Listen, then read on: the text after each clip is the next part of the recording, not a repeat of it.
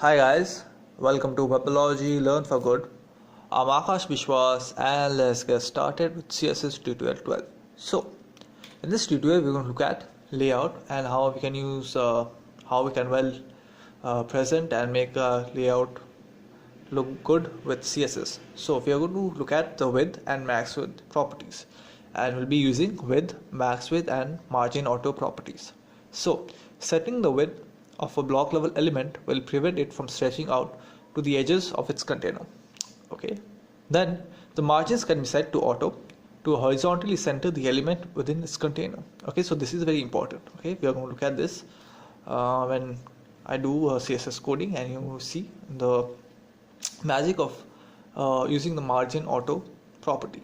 Okay, the element will take up the specified width and the remaining space will be split equally between the two margins. Okay, so using max width property improves the browser's handling of small windows.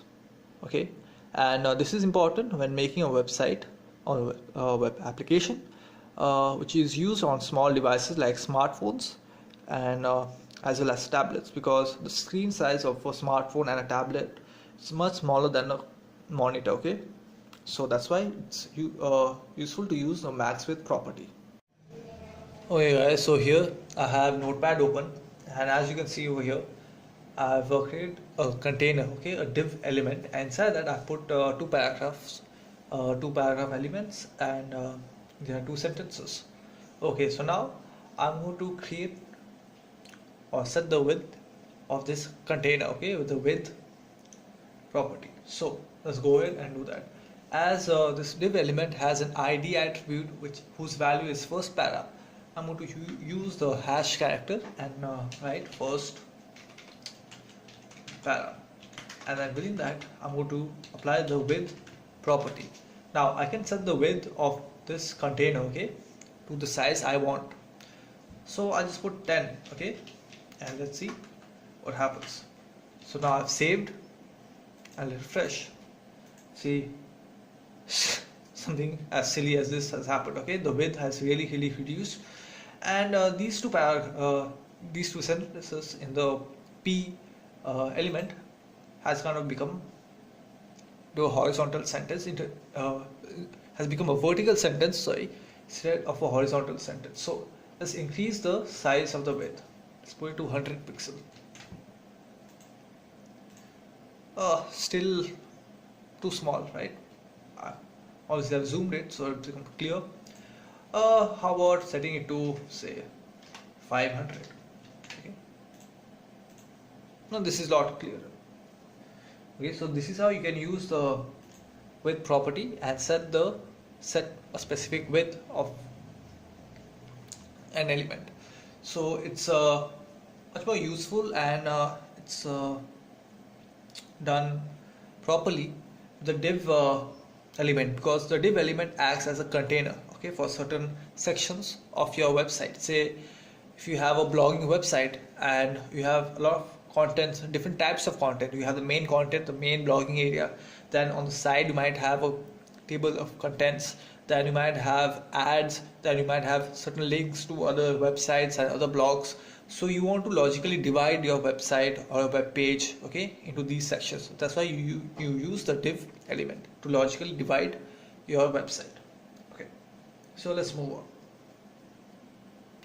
Now let's add a border to this, okay, so that it becomes a lot more clearer.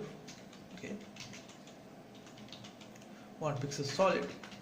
Okay, now I'll save and see what happens. Okay, zoom out. It has created a border, okay, around this element. Now how about putting this entire text in the center? How do we do that? So we can set the margin to auto, okay, and this centers the element in the container. Okay, so we'll do it by default. Okay, how we do that? We use the margin property and make its value to auto.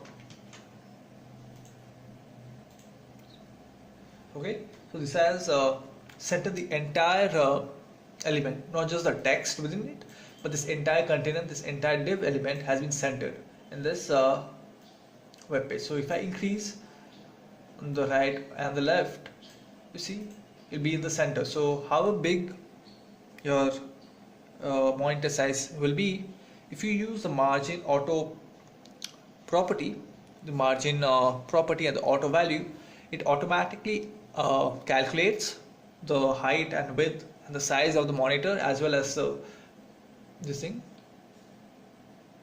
canvas area. So this is the main canvas area where the data is displayed of the browser, and automatically it will center the element. Okay, so you don't have to calculate by yourself and center your element. If you use the margin auto property, the browser automatically does that. Okay, it calculates by itself how to center the element. Okay, so I'll just reduce this.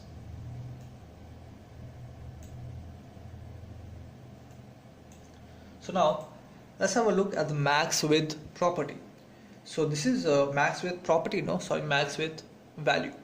So this is used to improve the browser readability and visual if the screens are too small. But as you can see, this is the default is in a monitor. Okay, it's a big screen. Now what if I was seeing this on a smartphone, on a mobile phone, or even a tablet?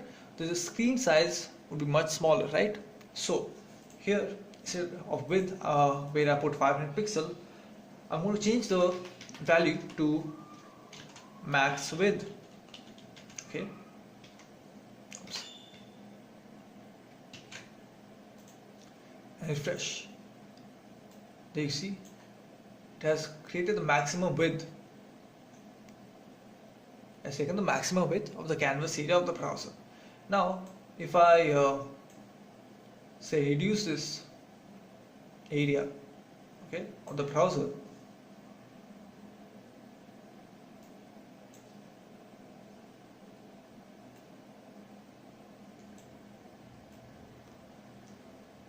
see this, the scroll bar is automatically added when we use the max width value, okay, and apply it to the width property.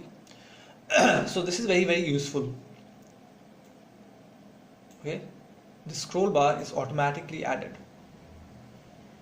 Okay, so that's it for this video tutorial, and as usual, do like if you have liked this video, or dislike it if you dislike this video. Do comment if you have any suggestions, if you have any questions, if you have any opinions on how I can improve this video, or what can I do to improve this video, and if I'm wrong somewhere, or even if this video helps you, do let me know. And do share this video, and do subscribe. And thanks for watching. Make sure to always check out my other videos on HTML, JavaScript, on HTML5, etc. And thanks for watching.